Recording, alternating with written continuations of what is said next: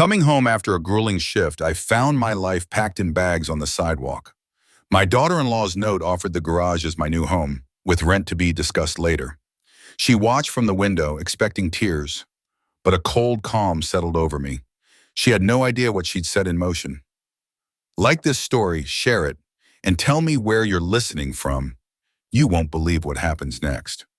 The headlights of Eleanor's old sedan cut through the inky blackness of the suburban street, casting fleeting shadows of mailboxes and trees. Each blink of the turn signal was a quiet promise of rest. 67 years old and still pulling 12-hour shifts as a registered nurse. Her feet throbbed with a persistent ache that had become a familiar companion, a dull drumbeat accompanying her journey home. The day had been particularly demanding, filled with the urgent cries of patients, the endless beeping of machines, and the heavy weight of responsibility. All she craved was the quiet sanctuary of her room, a hot bath, and a few precious hours of sleep before the cycle began anew. She pulled into the driveway, the familiar crunch of gravel under her tires a small comfort. But as she killed the engine, the world outside her windshield seemed to tilt. There, on the paved path leading to the front door, were her suitcases. 3 of them, neatly stacked beside a worn canvas tote bag, as if awaiting a journey she hadn't planned. A knot of unease tightened in her stomach. Perhaps a misunderstanding? A delivery? Eleanor stepped out of the car, her fatigue momentarily forgotten, replaced by a prickling sense of confusion. She approached the bags cautiously, a strange foreboding settling over her. Tucked under the handle of her largest suitcase was a crisp white envelope. Her daughter-in-law, Serafina's elegant, looping script was unmistakable. "Eleanor," it read simply. Her fingers trembled slightly as she opened it. The note inside was short, printed rather than handwritten, its impersonal nature a stark contrast to Serafina's usual flourish. "Dear Eleanor," and it began, "we regret to inform you that your presence in the main house is no longer conducive to our family's needs. We believe a separate living arrangement would be beneficial for everyone. The garage is currently available for your immediate occupancy. Rent will be discussed at a later date. Please vacate the premises promptly. Regards, Serafina." The words seemed to hang in the cool night air, each one a sharp, deliberate blow. The garage, rent, her bags summarily dismissed onto the sidewalk. It wasn't just eviction, it was a profound act of dehumanization. For a moment, the world spun. The fatigue, the stress of the day, the shock of the note. It threatened to overwhelm her. Tears welled, hot and stinging, but Eleanor swallowed them back, a wave of cold clarity washing over her instead. This wasn't a sudden outburst. This was the culmination of years of carefully orchestrated cruelty, tiny, almost imperceptible cuts that had slowly bled her spirit dry. She thought of Serafina's constant, casual criticisms. "Oh, Eleanor, are you really wearing that sweater again? It looks so dated." Or, "My dear, your cooking is certainly hearty, but perhaps a bit too much salt for modern tastes." Nothing was ever quite right, never quite good enough. Her gifts, chosen with care and often at significant expense, were always subtly trivialized. The antique pocket watch she'd given her son for his 40th birthday, a family heirloom, had been relegated to a dusty drawer, while Serafina proudly displayed a mass-produced digital gadget.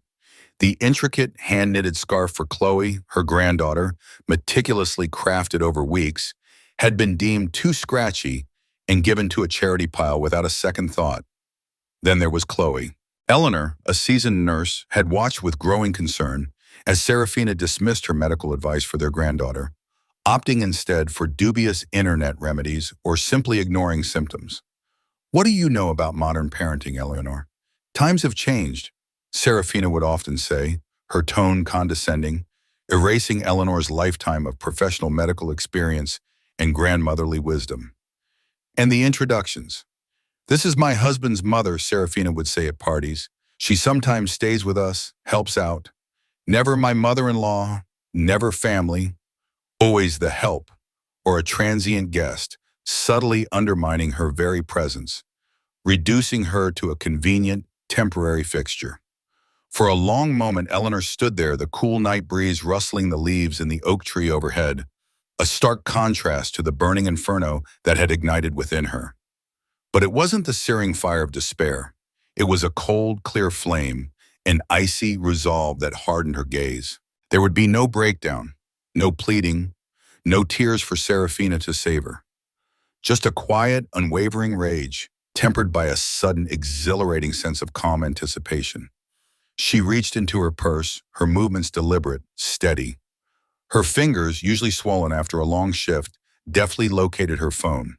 She scrolled through her contacts, finding Sophia, Sunset Gardens.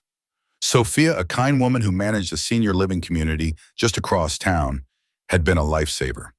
Weeks ago, after another particularly cutting remark from Serafina, Eleanor had quietly begun to make inquiries, sensing a shift in the domestic winds. She had secured a small, cozy apartment at Sunset Gardens. "Sophia, it's Eleanor," she spoke into the phone, her voice surprisingly steady. "I need to confirm my move-in date for tomorrow morning.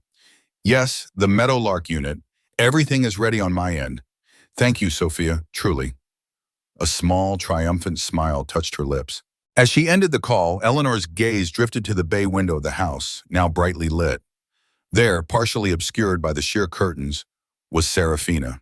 Her silhouette was unmistakable, her posture rigid, her head cocked, clearly watching, waiting for the inevitable emotional collapse. Eleanor could almost feel the smug satisfaction radiating from her daughter-in-law, anticipating the tears, the frantic calls, the desperate pleas. But Eleanor offered no such spectacle. She simply held Serafina's unseen gaze, a silent testament to her unwavering composure. Then, as if on cue, the yellow beacon of a taxi rounded the corner. Eleanor had ordered it earlier, a quiet precaution. The driver, a young man with a friendly smile, pulled up to the curb. Eleanor calmly walked over, opened the trunk, and began to load her bags. Each suitcase settled into place with a definitive thud, a symbolic detachment from the life she was leaving behind. She closed the trunk, got into the back seat, and offered the driver the address to Sunset Gardens. As the taxi pulled away, Eleanor glanced back at the house one last time. Serafina was still at the window, a statue of expectation. Eleanor knew what her daughter-in-law planned. Her room, Eleanor's sanctuary for years, would soon be transformed into Serafina's new craft space, a brightly lit studio filled with glitter and glue guns, erasing every trace of Eleanor's former occupancy. Serafina had meticulously planned this eviction, calculated every move, every word of that cruel note. But what she hadn't calculated, what she couldn't possibly understand, was that Eleanor wasn't just leaving. She was orchestrating a departure, a strategic retreat that would allow her to return, not with anger, but with an unassailable, quiet strength. Serafina had gravely underestimated Eleanor, and that, Eleanor knew, would be her undoing. The one-bedroom apartment at Sunset Gardens was small, certainly by the standards of the sprawling house she had just left, but it was profoundly, blissfully quiet.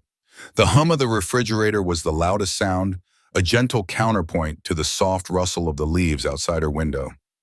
Eleanor traced the pattern on her new sofa, a sensible, comfortable fabric she had chosen herself, without a single critical comment or suggestion. Here, there was no fear of a slammed door, no hushed, cutting whispers drifting down from upstairs, no feeling of being constantly scrutinized.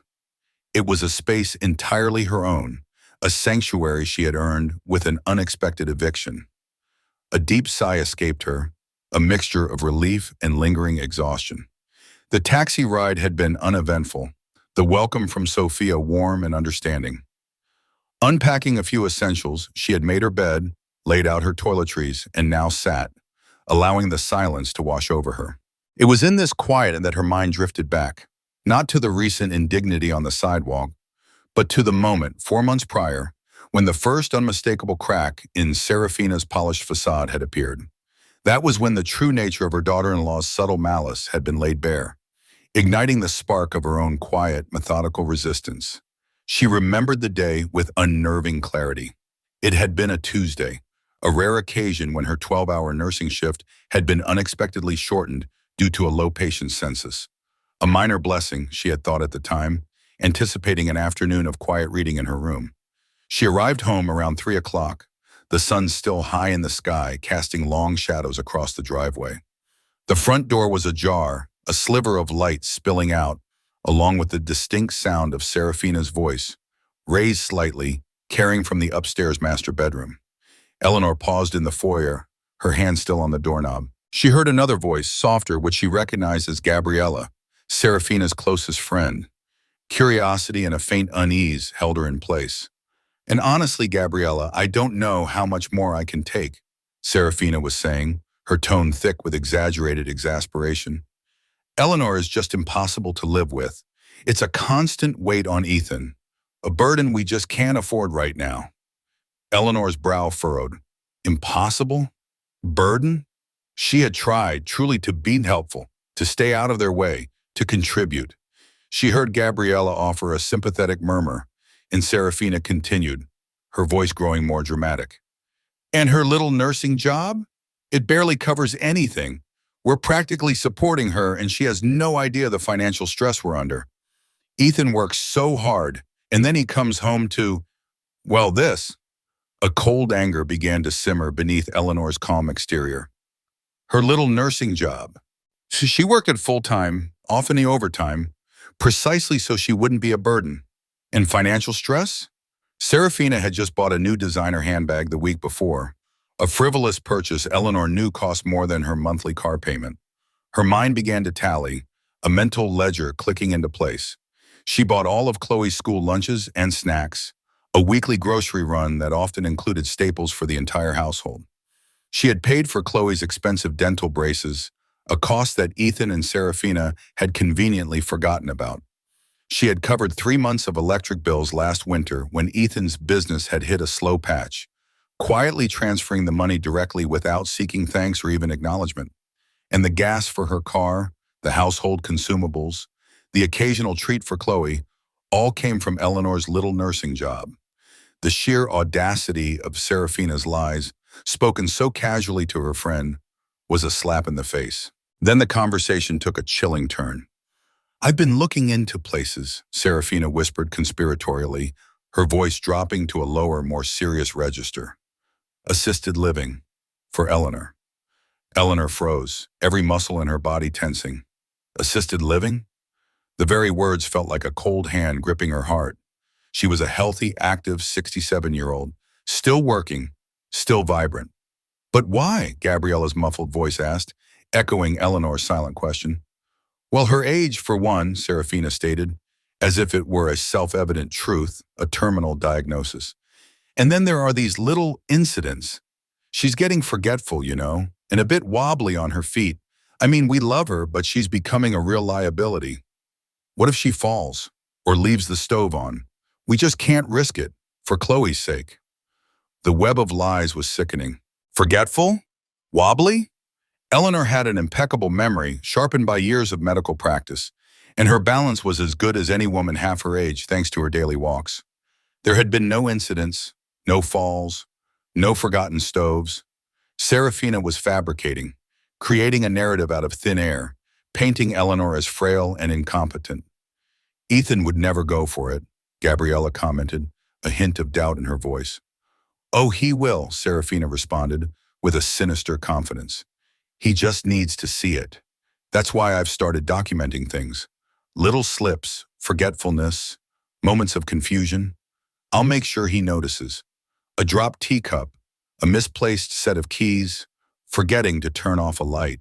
Minor things, but they'll build up. And the balance issues, I'll just help her a bit, steady her when she doesn't really need it. Make him think she's unsteady. A dry, humorless chuckle escaped Serafina's lips. He's so busy with work, he won't notice at first, but with enough gentle nudges, he'll start to see what I want him to see. He'll agree she needs more specialized care. For her own good, of course. Eleanor stood there, unseen and unheard, the blood slowly draining from her face, replaced by a deep, resonant hum of indignation. This wasn't just about financial burden or perceived inconvenience. This was a calculated, cold-blooded plan to undermine her sanity, to systematically strip her of her independence and dignity, all to clear her out of the house. Serafina wasn't just cruel, she was dangerous. But instead of the despair Serafina so clearly anticipated, A different emotion surged through Eleanor. It was a clarity so profound it felt like a jolt of electricity. If Serafina was going to document her fabrications, Eleanor would document the truth. Every transaction, every conversation, every act of subtle disrespect, every instance of Serafina's gaslighting. A new purpose, sharp and defined, solidified in her mind. This wasn't just about survival, it was about justice. And from that moment on, Eleanor began her own documentation project, a silent counteroffensive, preparing for a battle Serafina didn't even know she was fighting. For the next 4 months, Eleanor became an observer, a quiet presence in the house, her senses sharpened by the chilling conversations she had overheard. She moved through her days with a new, subtle purpose, her every interaction with Serafina a data point, her every observation a piece of a puzzle. Serafina, oblivious to the silent scrutiny, continued her performance, her petty cruelties and calculated slights now viewed through Eleanor's newly calibrated lens. Eleanor began with Serafina's oft-mentioned business administration degree from State University. It was a frequent point of pride for Serafina, brought up in almost every conversation about her potential or what she could be doing if she wasn't so busy managing the house. Yet, in the 8 years Eleanor had known her, since Serafina had first started dating Ethan, she had never seen the diploma displayed. Most people with such a credential, especially one so frequently touted, would proudly hang it. One evening, Eleanor, feigning casual curiosity, had asked, "Serafina, I've always meant to ask, where did you hang your State University diploma? I'd love to see it." Serafina had waved a dismissive hand. "Oh, that? It got lost in the last move. You know how things are, boxes everywhere. Such a shame, really." The answer, delivered with a practiced sigh, felt too smooth, too rehearsed. Eleanor tucked that detail away. Lost? Or perhaps never existed?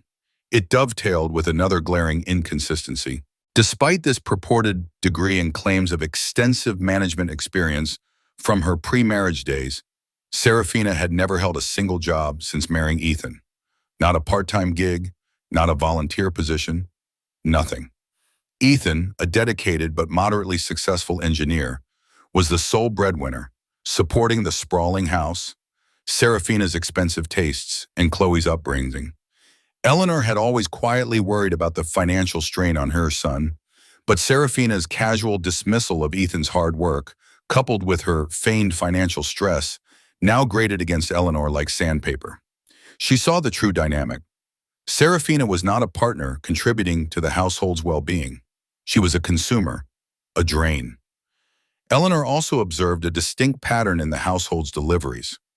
Packages would arrive with increasing frequency, boxes emblazoned with the logos of high-end cosmetic brands, luxury clothing boutiques, and artisan jewelry designers. Serafina would always claim they were samples from a friend in the beauty industry, or gifts from her sister, or most vaguely, things I won in an online drawing.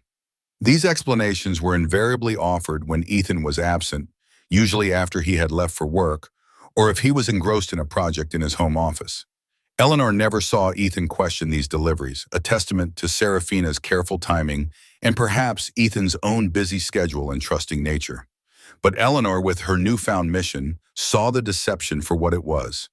These weren't samples. They were purchases, funded by an unknown source.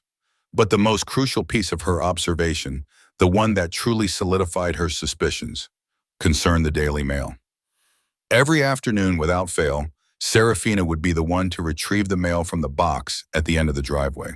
She would then disappear into the kitchen, and when she emerged, the mail would be neatly stacked on Ethan's desk, but only after it had clearly been sorted, a subtle rearrangement of envelopes, some conspicuously missing.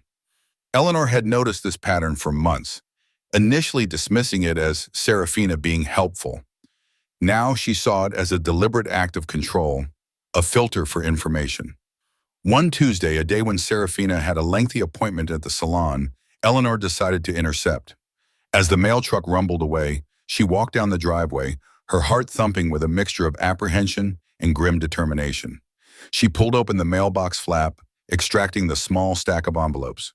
Most were flyers, utility bills, and Ethan's professional journals. But nestled among them was a stark white envelope, with a familiar return address, Capital One Financial. And then her eyes caught the recipient's name, Serafina Thompson. Eleanor's breath hitched. Thompson. That was her own surname, her late husband's name, her family name. It was not Serafina's married name, which was Morrison or Peterson, depending on whether she used her maiden name or Ethan's. This was deeply, profoundly wrong. Serafina was using Eleanor's deceased husband's surname for financial accounts. The implications sent a cold shiver down Eleanor's spine. Identity theft? Fraud? Or something even more insidious? She stared at the envelope, the crisp paper feeling heavy in her hand. Her first instinct was to tear it open, to expose the truth immediately. But years of nursing had taught her patience, the importance of gathering all the facts before acting. She merely noted the return address, the exact spelling of Serafina Thompson, and the date of the statement. She then carefully placed the envelope back into the stack, ensuring it looked undisturbed, and placed all the mail on Ethan's desk, exactly where Serafina usually left it. Eleanor retreated to her room, her mind racing. The pieces were falling into place with terrifying clarity. The fabricated degree, the lack of employment, the excessive spending on luxuries, the deliberate manipulation of Ethan's perception of her health, the interception of mail, and now the use of her family name on a credit card statement. Serafina wasn't just a casually cruel daughter-in-law. She was a master manipulator, a woman systematically isolating Eleanor, building a meticulously crafted case for her removal, step by calculated step. The eviction to the garage wasn't a sudden fit of frustration on Serafina's part. It was the final expected move in a long-planned chess game. Eleanor had been a pawn, slowly being cornered, her existence whittled down to a disposable nuisance. But Serafina had made a critical error. She had assumed Eleanor was a passive victim, unaware of the silent war being waged against her. Serafina had moved her pieces with cunning. But Eleanor, a seasoned player in the game of life and human nature, had been quietly observing, meticulously documenting, preparing her own counterattack. The game was far from over. The new apartment, though small, was quickly becoming a sanctuary. Eleanor had spent the last 3 days methodically unpacking, arranging her few cherished possessions, and relishing the quiet solitude.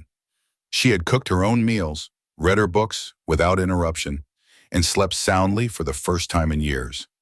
The air, free from Serafina's stifling presence, felt lighter, cleaner. Then, on the third evening, just as the last rays of sunlight were painting the sky in hues of orange and purple, her phone rang. The caller ID displayed Ethan. Eleanor hesitated for a moment, steeling herself, then answered. "Mom, hey, it's me." Ethan's voice came through, strained and uncertain, a stark contrast to his usual boisterous cheer. He sounded like a man walking on eggshells, unsure of his footing.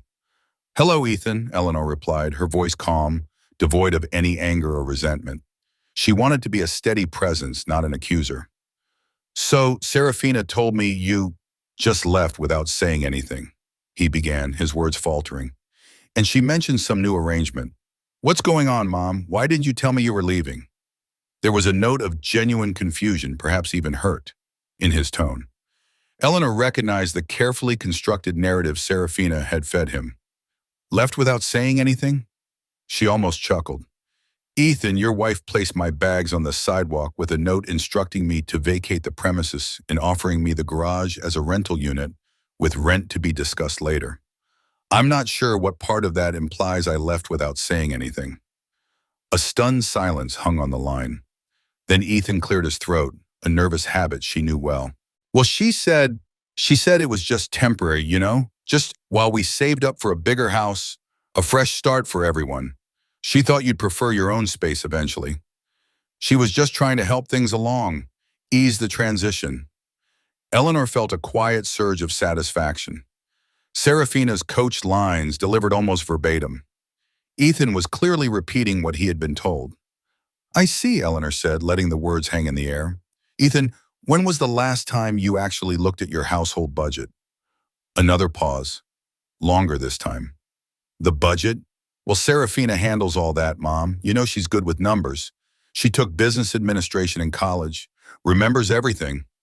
He sounded almost defensive, clinging to his wife's perceived competence. Eleanor remained calm.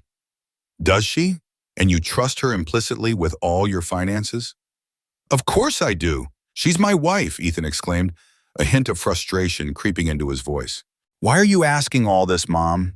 Is this about the house? Because Serafina really does want to buy a bigger place. That's why she's so careful with money. Careful with money, Eleanor repeated softly. Is that why you've been working so much overtime lately, Ethan? And why Serafina is constantly complaining about how tight money is despite all your hard work? This hit a nerve. Ethan sighed heavily. Yeah, I mean, things are a bit tight. Chloe's activities, the house upkeep, you know how it is. Serafina always says we need to be more frugal. It's why she's so stressed sometimes. I see, Eleanor said again, a faint echo of the same phrase she had uttered when she overheard Serafina's conversation with Gabriella. Ethan, I want you to do something for me. I want you to go to your home office, log into your bank accounts, and carefully examine every single credit card statement from the past 6 months. Every one of them. Mom, I don't understand, Ethan began, his voice laced with confusion. Just do it, Ethan, Eleanor urged, her voice firm now. And I want you to pay particular attention to transactions from beauty supply stores, online boutiques, and any spa or salon services. Add them up, just those specific categories. She waited, listening to the muffled sounds on the other end of the line. Ethan was likely still in the living room, perhaps even within earshot of Serafina. She could hear a distant, irritated murmur, then a sharp, feminine voice. Serafina. What is she talking about? Serafina's voice, though muffled, was now audible, clearly having joined Ethan on the call, her presence a sudden, unwelcome intrusion. Don't listen to her, Ethan. She's just being difficult. Eleanor ignored Serafina. Ethan, I'll give you a head start. From my own observations, Serafina appears to be spending approximately $1,500 a month on cosmetics, designer clothing, and various spa treatments. Minimum. The line crackled with a sudden stunned silence from Ethan. Then Serafina's voice, sharp and venomous, cut through. That's a lie. She's lying, Ethan. She's always been jealous, always trying to stir up trouble. She's paranoid, delusional. Don't you dare listen to her paranoid fantasies. Eleanor took a deep breath, her gaze fixed on a small ceramic bird on her windowsill, a symbol of freedom. This was it. The moment she would lay her cards on the table, just enough to show Serafina she wasn't dealing with a senile old woman. Oh, am I, Serafina? Eleanor's voice was dangerously quiet, each word carefully enunciated. Are they paranoid fantasies? Tell me, Serafina, is the Capital One financial statement addressed to a Lillian Thompson also a paranoid fantasy? The one that arrives in our mailbox every month? The one you meticulously sift through before Ethan ever sees the mail? The line went completely dead silent. Not even Serafina, for all her bluster, had an immediate answer for that. Eleanor had struck the first blow, a precise hit to a vulnerable spot. She knew with chilling certainty that her documentation project was about to bear fruit. The silence on the line after Eleanor's precise revelation about the Lillian Thompson credit card account was deafening. If you're finding this story as gripping as I am, please do me a favor. Like this video, share it with your friends, and subscribe to stay tuned for the next part. Your support means the world, and I promise, the truth is only just beginning to unravel. Eleanor waited, allowing the weight of her words to settle. She knew Serafina was furious, but her carefully delivered facts had momentarily disarmed her. Ethan, on the other hand, was likely reeling. Ethan, Eleanor continued, her voice steady and clear, cutting through the stunned silence. I urge you, for your own sake and for Chloe's future, to look at your bank statements, look at your credit reports, and look at your mail very carefully. Serafina has been lying to you about more than just household expenses and my supposed frailties. Suddenly, Serafina's voice erupted, a torrent of uncontrolled rage. Ethan, hang up the phone. Don't listen to her. She's a vindictive old woman. She's having an episode. She's jealous of us, always has been. She just wants to ruin our marriage. Her voice was shrill, desperate, betraying the calm facade she usually maintained. Ethan, however, didn't hang up. Eleanor could hear the subtle sounds of conflict on the other end.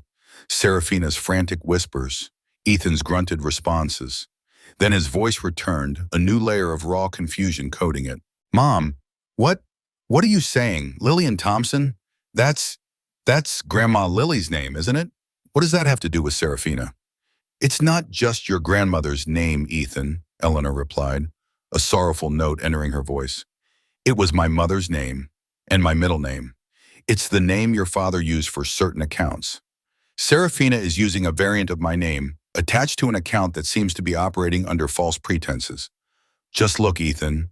Look at everything. And if Chloe or Leo ever want to visit me, they are welcome here, anytime. She left it at that, knowing that planting the seed of suspicion was far more effective than an outright accusation, especially when dealing with a son so deeply manipulated. I love you, Ethan. I just want you to be aware. She hung up, a sense of grim satisfaction settling over her. The first domino had fallen. Now she had to wait for Ethan to process the information, to dig, to confront, to truly begin his own investigation. She knew it wouldn't be easy for him.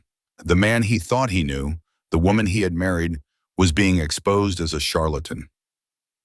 That kind of realization was devastating. Hours later, long after she had settled in for the night, her phone buzzed. It was a text from Ethan. The message contained a blurry photo of a credit card statement, its balance clearly visible, over $8,000. Beneath the image, Ethan had typed, "How many more are there?" Eleanor responded immediately, her fingers flying across the keyboard. Check the mail carefully every day.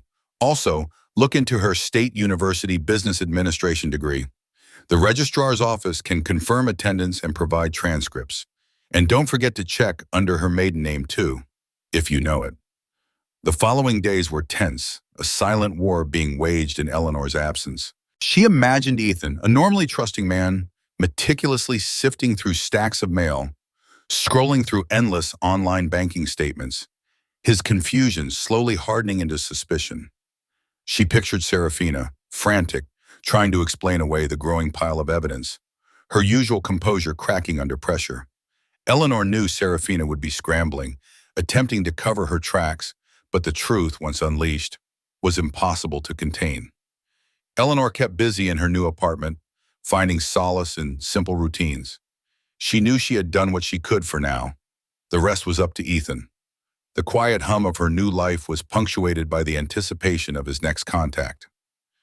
On Friday evening, as dust settled, her phone rang again. It was Ethan. This time his voice was different. It wasn't just strained or confused. It was weary, raw, with a profound sense of betrayal and simmering with cold anger. "Mom," he began without preamble, "you were right about everything. I called State University, the registrar's office. They have no record of her, not under Serafina Morrison, not under Serafina Peterson, not under her maiden name. Nothing. She never graduated. She never even attended." His voice cracked slightly on the last words, the weight of the lie clearly crushing him. The woman he had revered for her intelligence, for her business acumen, was a fraud. Eleanor said nothing, letting him continue. This was his discovery, his painful awakening. And the credit cards. Ethan's voice was barely a whisper now, thick with disbelief. I found 4 of them, 4 separate accounts, all opened in Serafina's name, but with Lillian Thompson or Eleanor Thompson as a secondary name, or even as a business partner for her consulting business. They total over $23,000, Mom. $23,000. And all those charges you mentioned, the cosmetics, the clothes, the spas, they're all there, clear as day. And she listed our old address for all of them.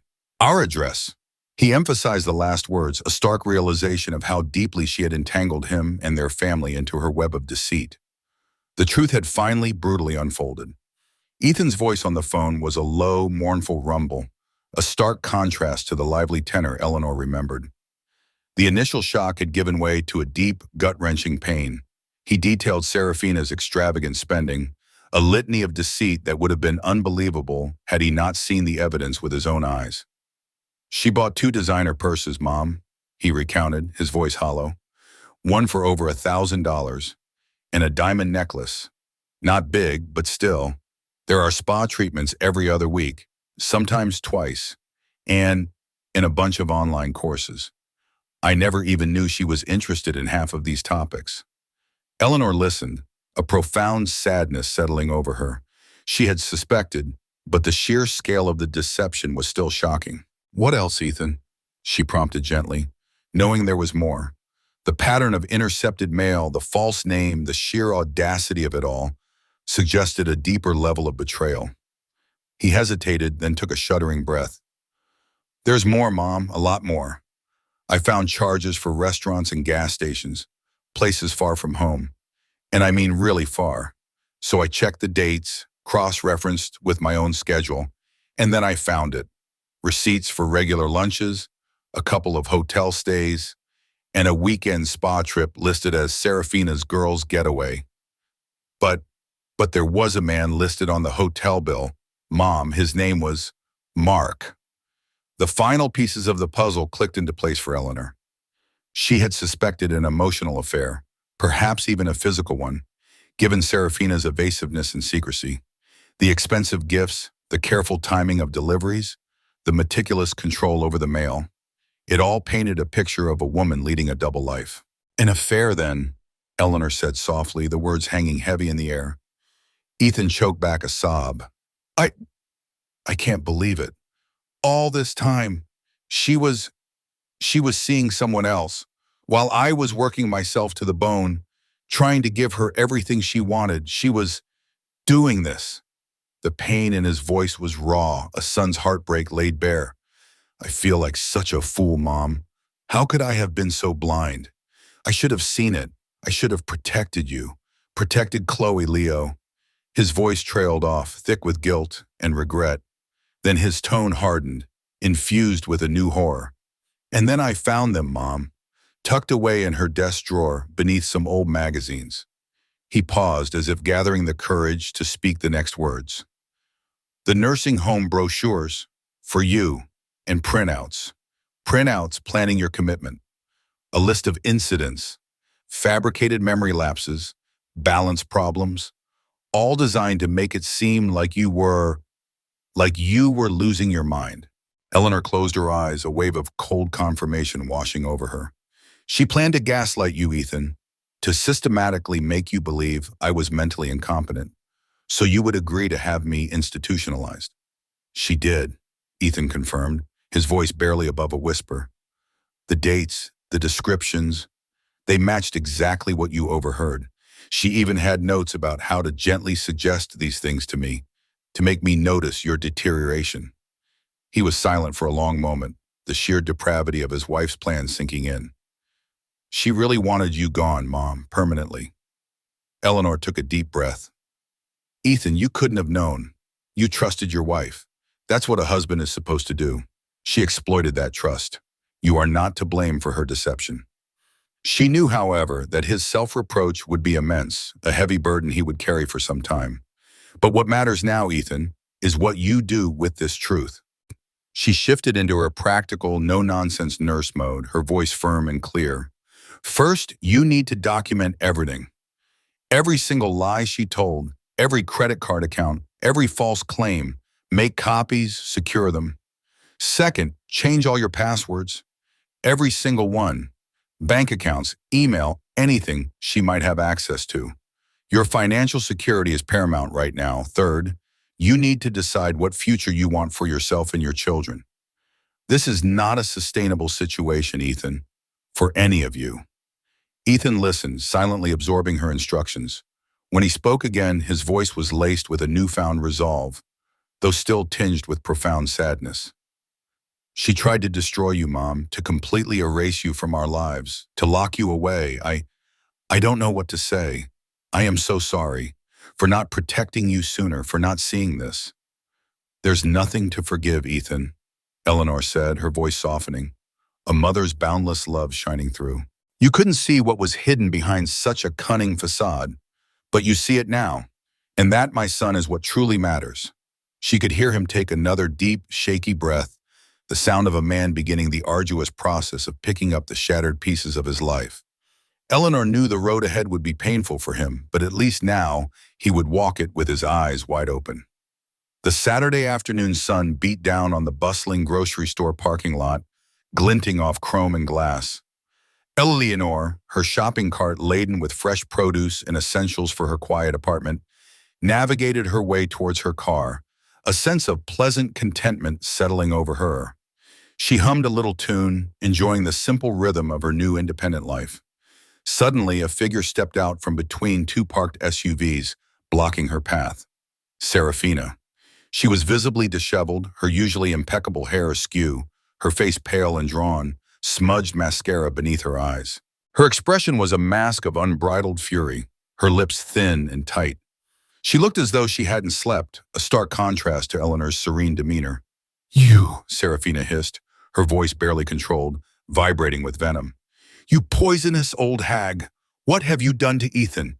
You've filled his head with lies, trying to ruin my life, trying to destroy my family." Eleanor stopped, her hand resting calmly on the shopping cart handle. She met Serafina's furious gaze without flinching. "I haven't told Ethan any lies, Serafina," she replied, her voice steady and quiet, a stark contrast to Serafina's raw anger. "I simply shared the truth.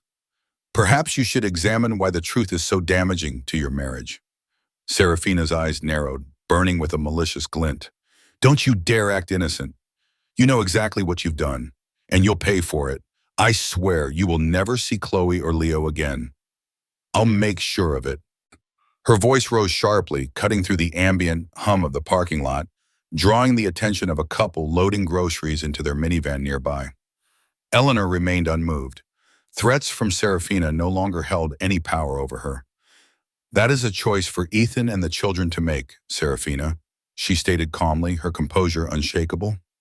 "Not yours," Serafina scoffed, a desperate, almost unhinged sound. "Oh, you think so? You think Ethan will listen to a jealous, manipulative liar like you? Someone who tries to break up families? This is all your fault. You just can't stand to see me happy, can you?" She gestured wildly, her hands trembling. "My credit card spending? Those were business ventures. Investments in my future. You just wouldn't understand, stuck in your little nursing world." She continued, her voice escalating. "And my degree? A piece of paper means nothing.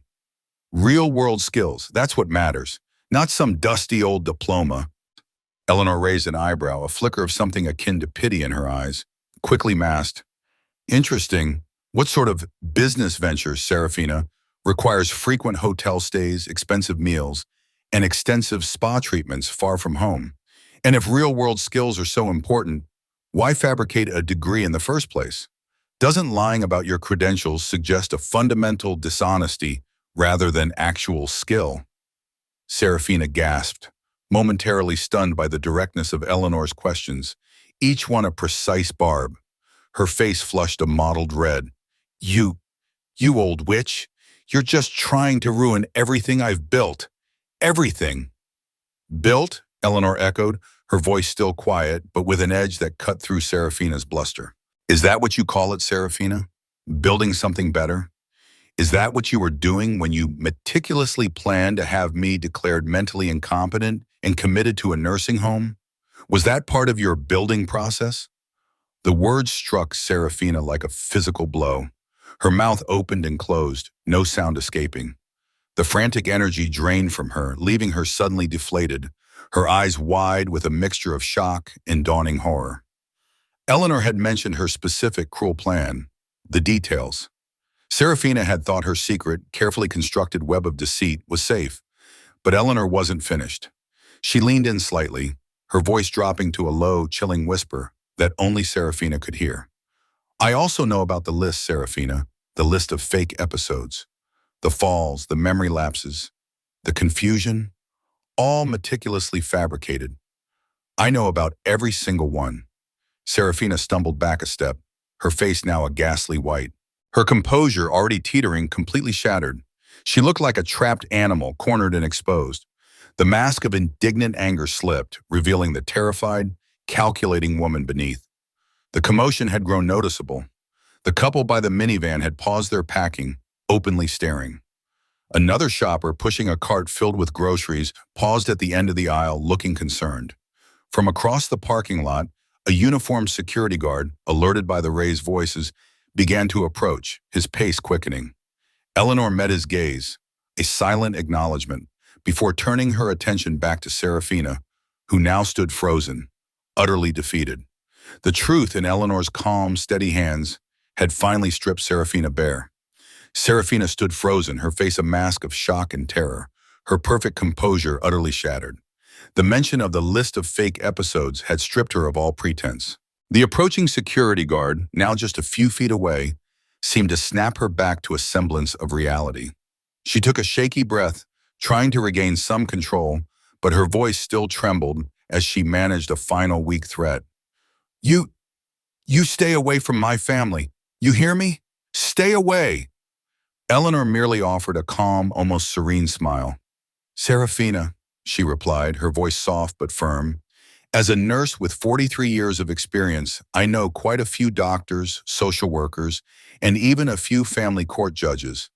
They all have a very clear understanding of child welfare. And you should know they take identity fraud and attempts to institutionalize a mentally sound person very seriously. The security guard, a burly man with kind eyes, reached them. Is everything all right here, ladies? He asked, his gaze settling on Serafina's agitated face. She's harassing me, Serafina shrieked, pointing a trembling finger at Eleanor. This crazy woman is making up lies.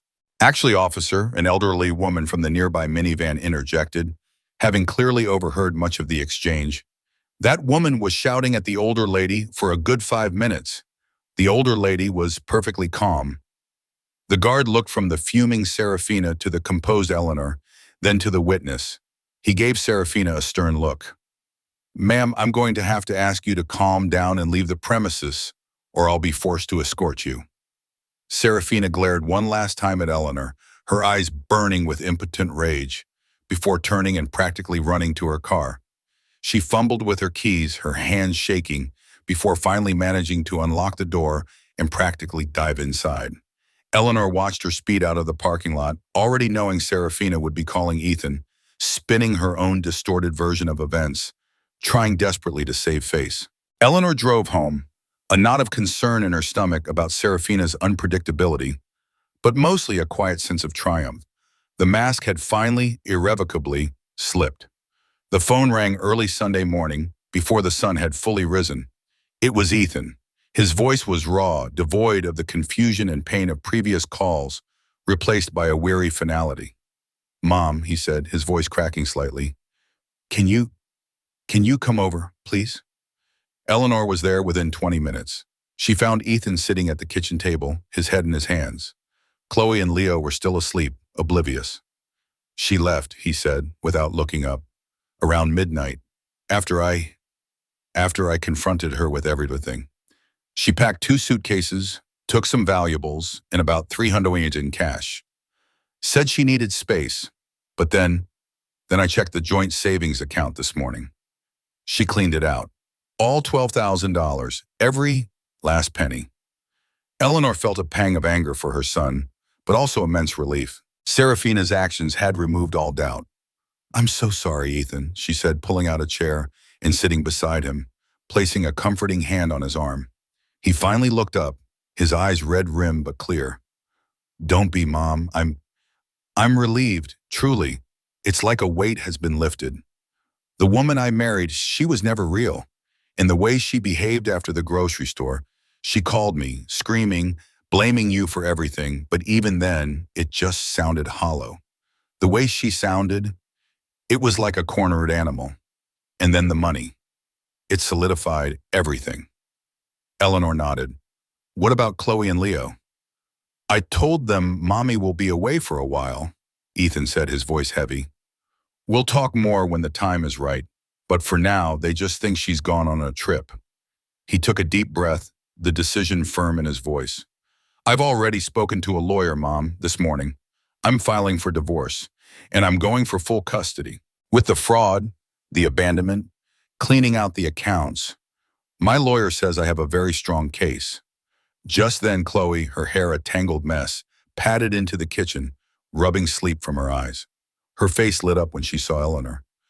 "Grandma, you're here," she exclaimed, her voice bright. "Can we have chocolate chip pancakes?" Eleanor smiled, a genuine, heartfelt smile. "Of course, sweetheart. Let's make the biggest, fluffiest pancakes you've ever seen." Chloe, content with the simple explanation of her mom's absence, skipped off to find her favorite stuffed animal.